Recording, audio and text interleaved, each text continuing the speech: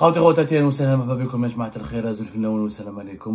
que vous allez bien, j'espère que vous vous portez bien. L'émission que nous avons réalisée et diffusée le 2 juin dernier, en compagnie, lorsque nous avons invité sur notre plateau le journaliste franco-algérien Mohamed Sifawi, a fait énormément de ravages.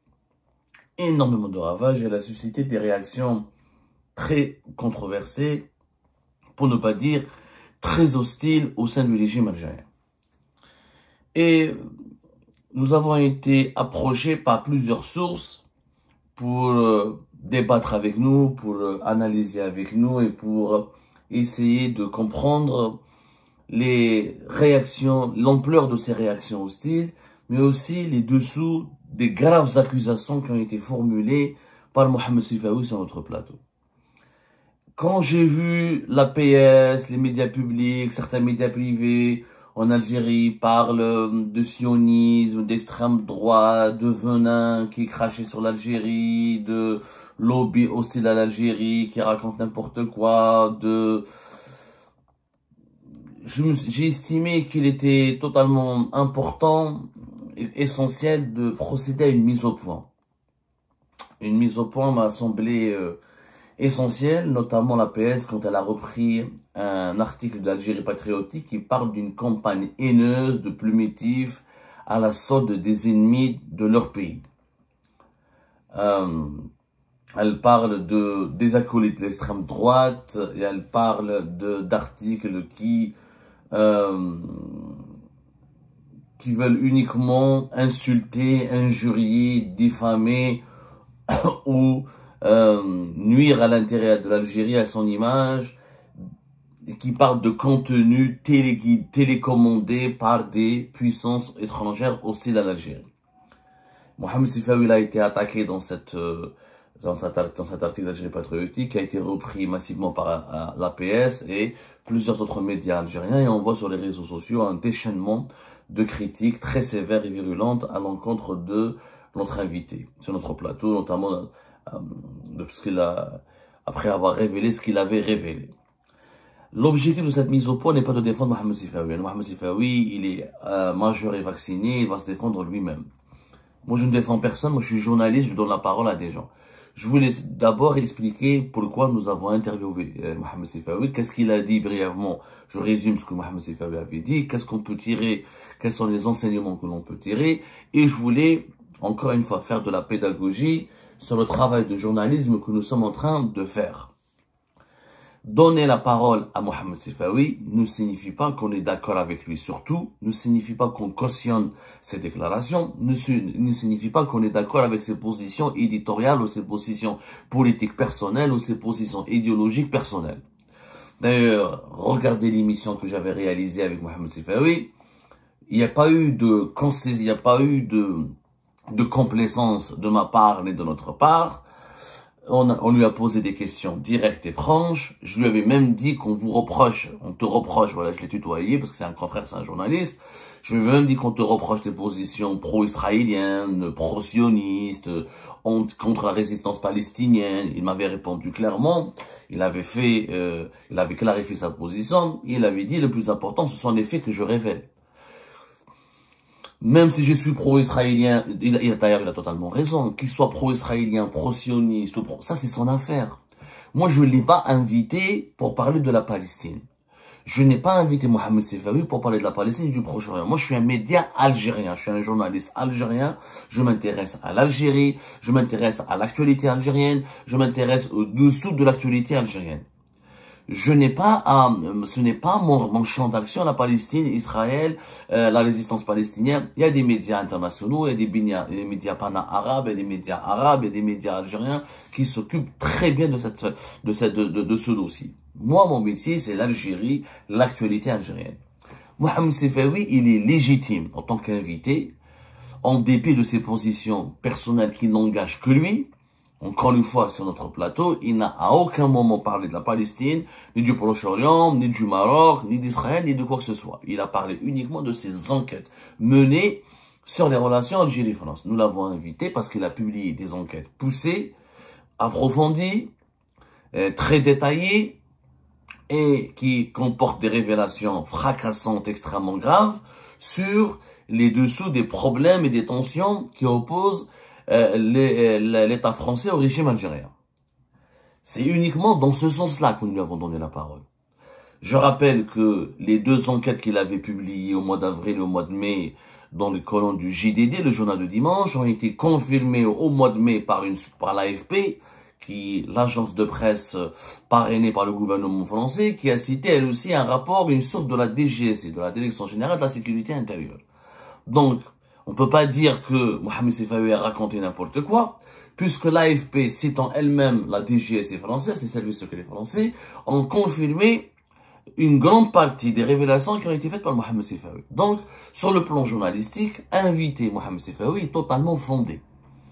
Est totalement légitime étant donné qu'il a des infos, qu'il a révélé des infos, que ces infos ont été confirmées par une source officielle et que ces infos concernent l'actualité entre l'Algérie et la France. Donc c'est tout à fait légitime.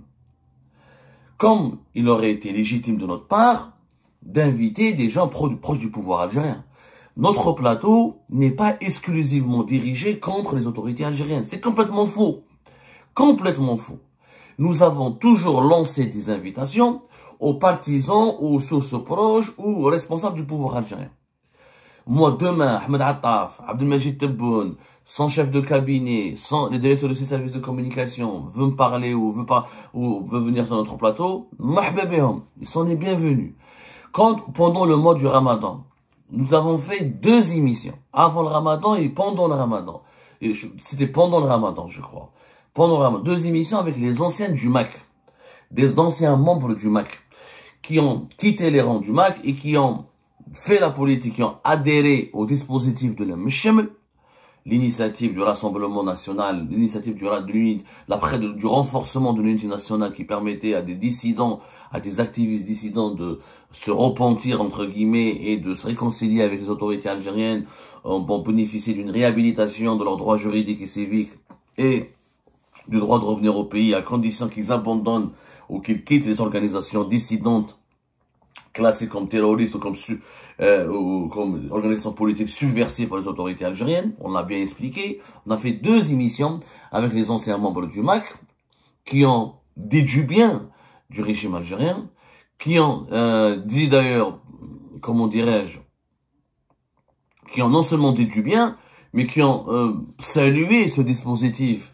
de la Mcheml. Ils ont même dénoncé les reportages qui ont été faits par les médias français comme France 22 qui avaient accusé les services secrets algériens de dénaturer ou qui ont accusé les services secrets algériens d'utiliser la Mcheml pour soumettre les opposants, pour leur faire du chantage, pour leur demander des actes d'allégeance, pour leur demander de collaborer avec eux, de signer des documents qui les engagent à devenir des collabos des services secrets algériens. Nos invités avaient démenti, avaient critiqué les médias français, ils avaient même défendu une ligne officielle, la ligne officielle du régime algérien. À l'époque, on nous avait accusé d'être le porte-parole du régime algérien. Regardez la position inconfortable dans laquelle on se retrouve. Quand on invite les opposants, on devient des ennemis du pays. Quand on invite les proches du régime algérien, on devient le porte-parole du régime algérien. Alors qu'en réalité, nous sommes des journalistes. Anna, je suis un journaliste. Anna, je ne suis ni un opposant, ni une personnalité politique, ni une personnalité, je ne fais partie d'aucun parti politique. Je suis un journaliste indépendant.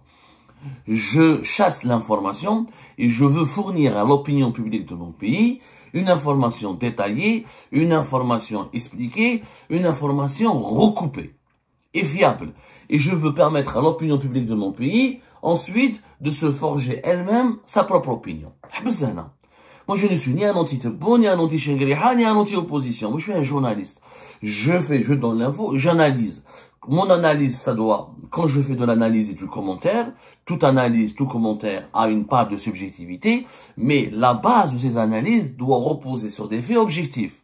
Moi, quand j'ai dit hier, Abdelmajid Tebboune veut faire un grand remaniement ministériel, mais à mon avis, ça ne sert à rien parce c'est des arguments vérifiables. C'est des arguments qui sont basés sur des faits. Je ne critique pas Tebboune parce que j'ai envie de le critiquer. Quand Tebboune fait des bonnes choses, je dis qu'il a fait des bonnes choses. Quand ça me semble fondé, je le dis. Je suis un journaliste qui essaie d'être honnête le mieux possible. Il nous arrive de se tromper. Quand on se trompe, on reconnaît. Mais la fête à Mohamed Sifawi, on ne s'est pas trompé.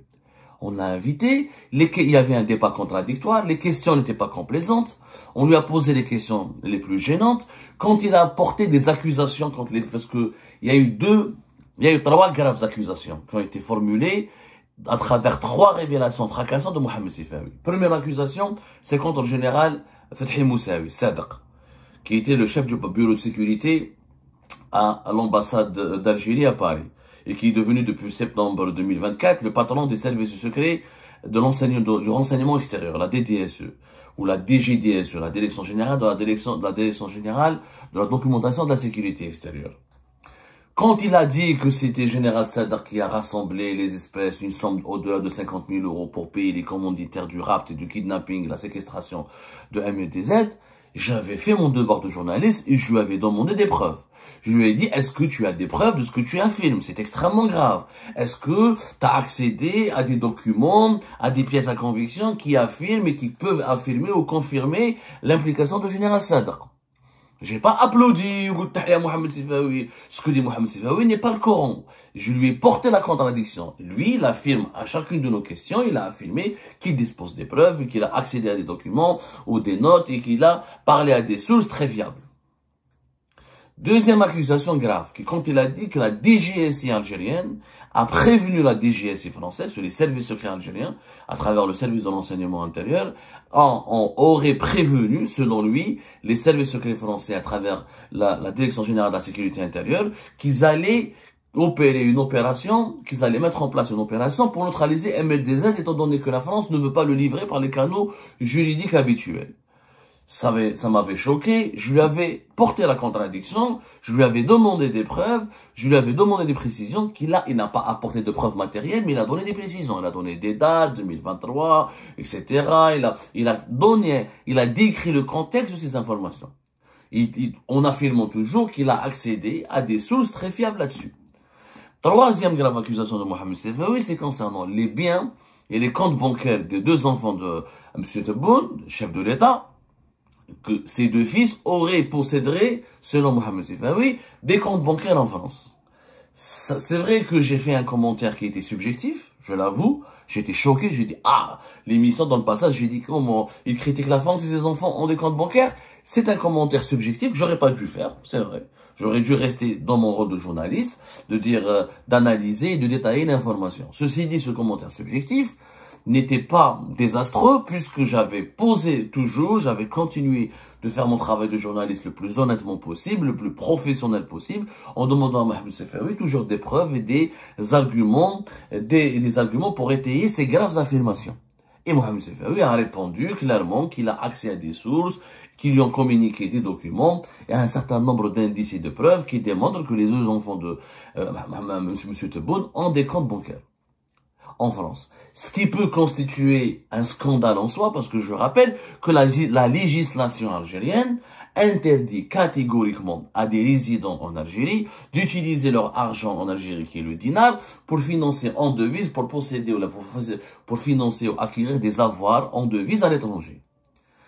Voilà. Donc, Mohamed Sifawi, il est responsable de ces révélations.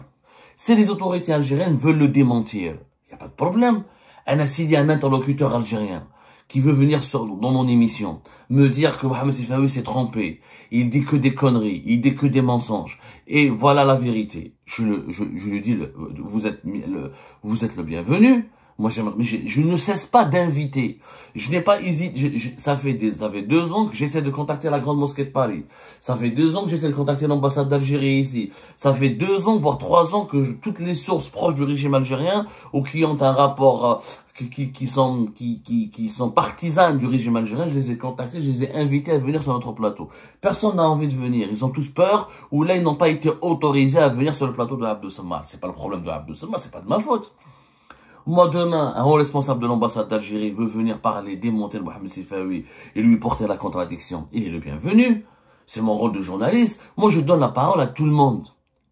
Comme je l'ai donné aux gens, aux responsables du MAC, je l'ai donné aux dissidents du MAC qui ont quitté le MAC pour rentrer en Algérie pour faire la Mechamel. On est le seul média qui donne la parole à tout le monde.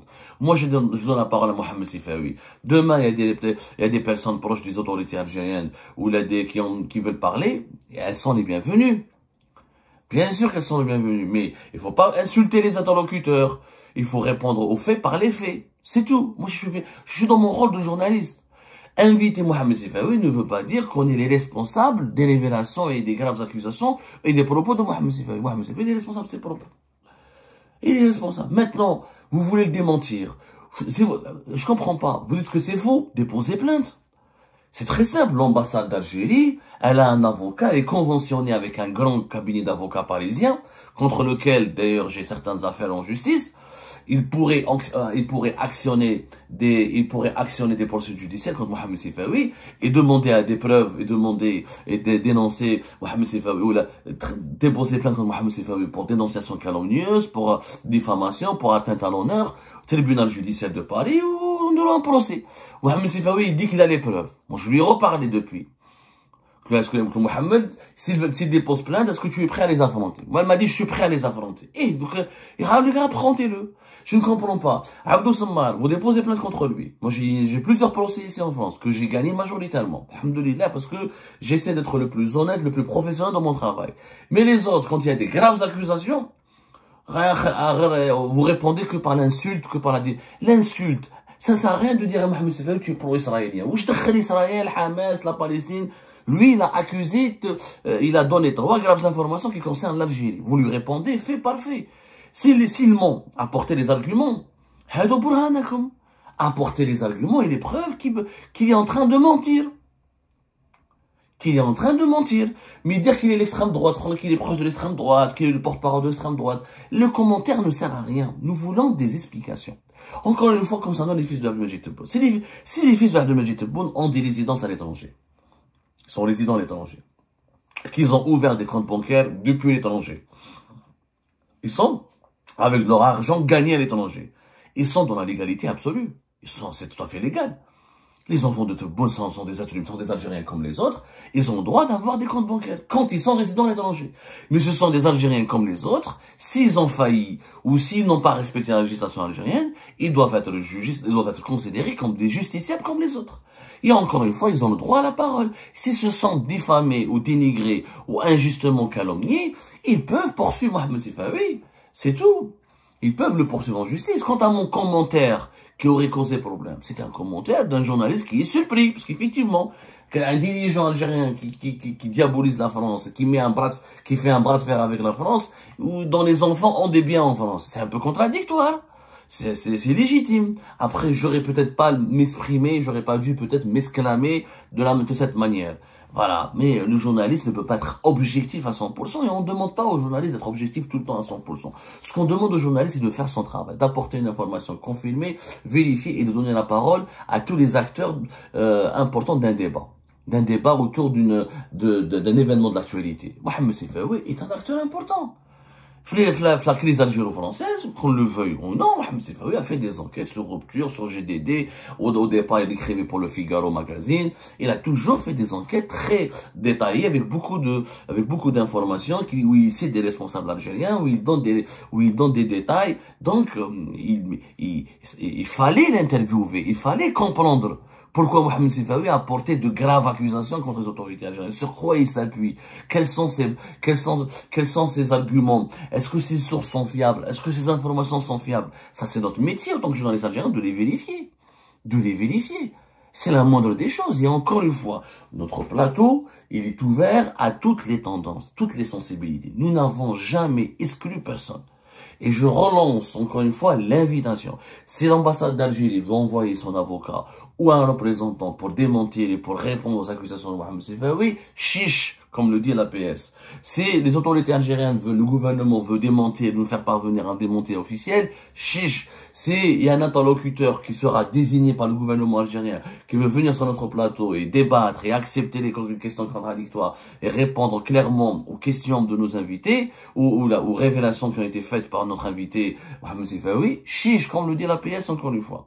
Mais ça ne sert à rien d'insulter Farid Alilet, Mohamed Sifawi ou Kamel Daoud. L'insulte n'apporte absolument rien au débat public. Les Algériens et les Algériens ont besoin d'explications, ont besoin d'éclaircissement, ils ont besoin d'éclairage. Il y a une crise avec la France. Il y a une crise avec la France. Il y a une crise politique et diplomatique importante avec la France. Ok? Cette crise, pourquoi elle existe? Quels sont ses dessous? Quelles sont ses dimensions? Quels sont ses enjeux? Quels sont ses acteurs? C'est ça le travail que nous devons nous faire en tant que journalistes. On n'est pas là pour faire de la politique, on fait de l'information. Et quand on fait de l'information, on se doit de parler à tout le monde, quelles que soient les tendances politiques de nos acteurs. C'est pas parce que quelqu'un a une opinion que je n'aime pas, que je n'apprécie pas, que je n'ai pas à l'interviewer. Moi, je suis journaliste. Moi, demain, je croise Netanyahu, je vais l'interviewer. Demain, je croise Abdelmajid Tebboune, je vais l'interviewer.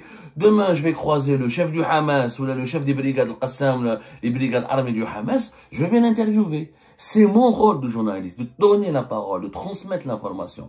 Ensuite, c'est à l'opinion publique d'analyser cette information, de la décrypter ou de se faire sa propre opinion. De se faire sa propre opinion sur la base de ce qu'on nous lui fournissons. Et le journaliste n'est pas complaisant. Moi, j'étais pas complaisant. Je lui posais des questions les plus sûres, les plus directes. Voilà, on t'accuse d'être pro, etc. Que tu es en train de régler tes comptes personnels, Il a répondu calmement. Il a joué le jeu. Il a accepté la contradiction. Il a donné des précisions. Maintenant, s'il y a la justice, les tribunaux pourraient largement prendre le relais et les autorités algériennes pourraient demander des réparations ou faire condamner si Mohamed Sifawi a menti ou a dérapé ou a trahi ou n'a pas dit la vérité ou il a falsifié quoi que ce soit. Encore une fois, les autorités algériennes peuvent s'exprimer, elles peuvent démentir.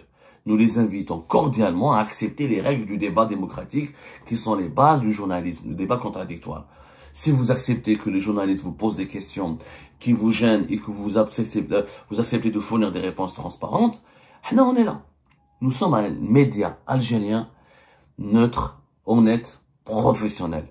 C'est ça notre objectif. Éclairer l'opinion publique, raconter la vérité sur notre pays, ne faire la propagande ni des uns, ni être au service de la propagande des autres.